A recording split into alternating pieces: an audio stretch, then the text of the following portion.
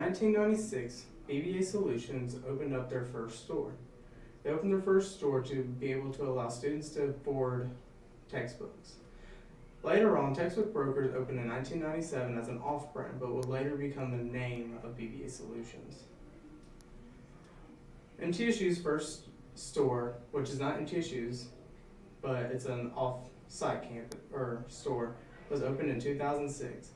They had a scholarship later added for entrepreneurs or other business majors. They have a system called Rent Now, Pay Later, which allows students to get books before the semester starts and pay once the semester does start. They sell on both the Amazon platform and they are a supplier to Chegg.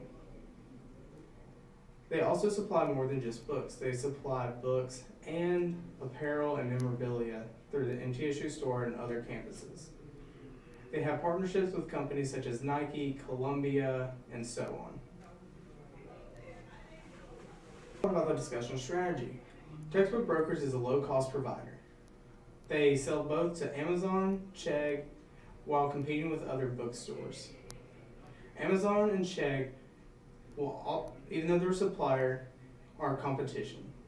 They sell mainly online books, but the reason why Textbook Brokers is more affordable is because, one, the rental costs are only about $31 per rental, and also people were desiring physical over digital copies. That meaning people were wanting a book that costs $100 rather than the $150 online version, or so on and so forth. People can rent a book for $50 rather than buy the online version for $100. And also, they joined into the apparel and memorabilia other than just focusing on textbooks. All right, I'm Matt Hall, and I'm going to talk about the driving forces for Textbook Brokers. The need for localized content providers is a huge driving force. The cost of textbooks has been on the rise, and more students are buying books used or digitally. Textbook stores not affiliated with the university are very popular amongst students due to the wide variety of options available. Becoming the on-campus provider is increasingly expensive. And next, the variety of purchase options. Textbooks can be purchased new, used, as a rental, or even digitally today. Textbooks can be paid upfront or in an installment period, giving the customer flexibility. Some more driving forces: the digital accessibility of textbooks. Digital textbooks give customers the freedom to take the book anywhere. This can be a city, a town outside of Murfreesboro, or anywhere in the U.S.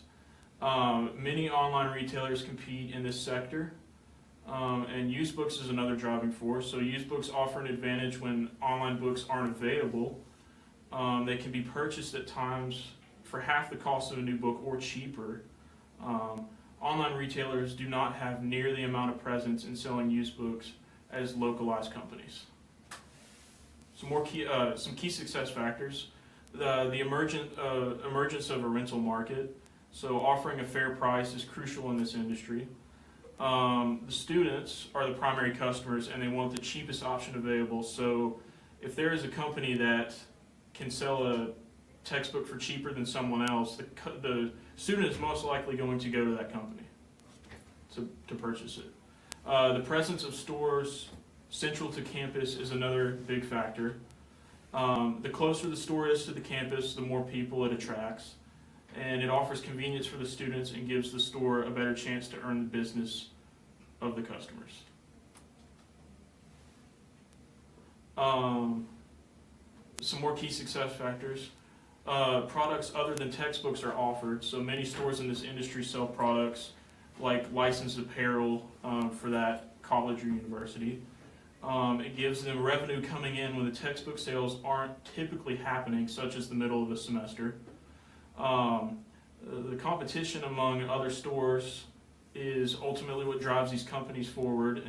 Price is ultimately what drives these companies forward, and it creates the greatest factor for competition.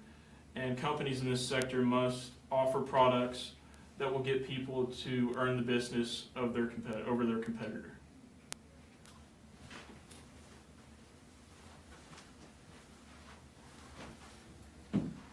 My name is Peyton Langlois, and I'll be going over your SWOT analysis today. I'm only going to cover a few, but here are all of them. Most important being, we're going to start with the strengths. The strengths, textbook brokers supplies their competitors, such as Amazon and Chegg. Usually what happens is when you order online from these two companies, it is fulfilled by textbook brokers. Their financing options for students is very unique, with the ability to rent a book out on the basis of waiting on financial aid to come in. Next, we got localization. That is when you're able to take over an area and able to gross in the culture in order to be more efficient business. It helps revenue going up, however it does increase in costs, but it's usually very successful. Next, we're going to go over to the weaknesses. As they're told to us, this is not a franchise, but this is a business that is owned by many different owners, a lot of different stakeholders. However, this could cause the message not to be unilateral across the board. Next, we're going to go to opportunities. A big opportunity for them is what they're currently doing is lobbying campuses. However, they are not lobbying local lawmakers when going against the one provider. They need to lobby. Threats. The biggest threats to them is the illegal downloads. You can go online, find PDFs of these books. Why would you purchase them? Next, we're going to talk about strategic concerns. The first being the revenue generated by first-year college students and athletes. What that is talking about is normally when a student comes into a campus, they are directed to the campus bookstore, because at that moment everything is new and they don't want to make any mistakes. So all that first-year revenue usually goes to the on-campus bookstore. So that is something that textbooks brokers needs to capture. Along with athletes. Athletes, when they're getting their school paid for, they don't care who's footing the bill, they don't care if it's the cheapest. They're getting it paid for by somebody else, so they just go what's convenient, which is the bookstore. Next, we have extreme highs and lows in the textbook business cycle.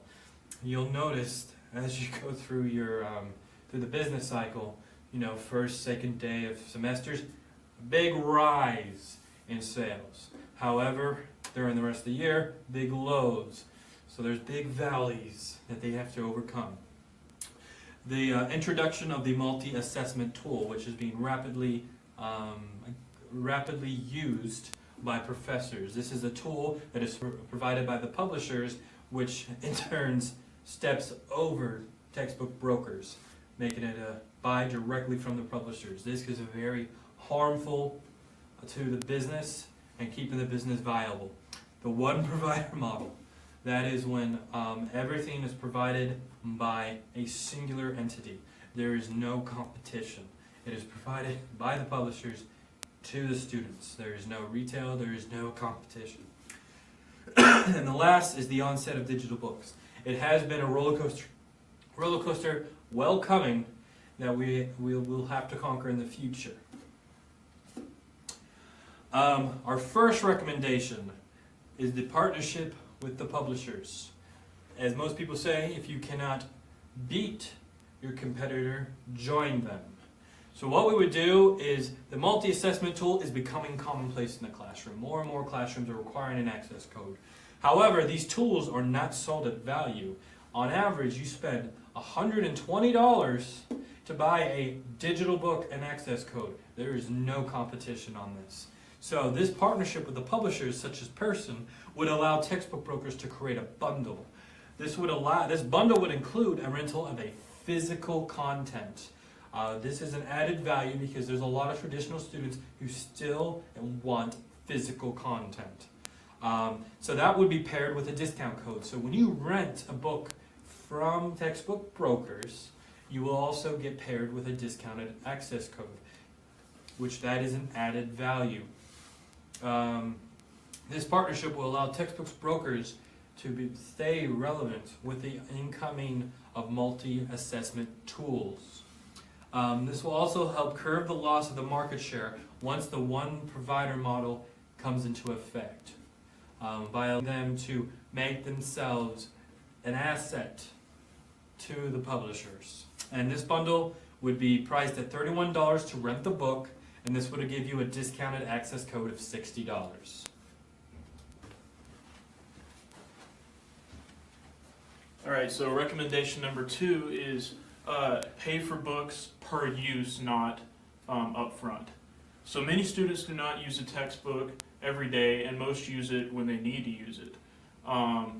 We suggest that they offer a textbook option where a textbook can be paid for instead of paying for it upfront.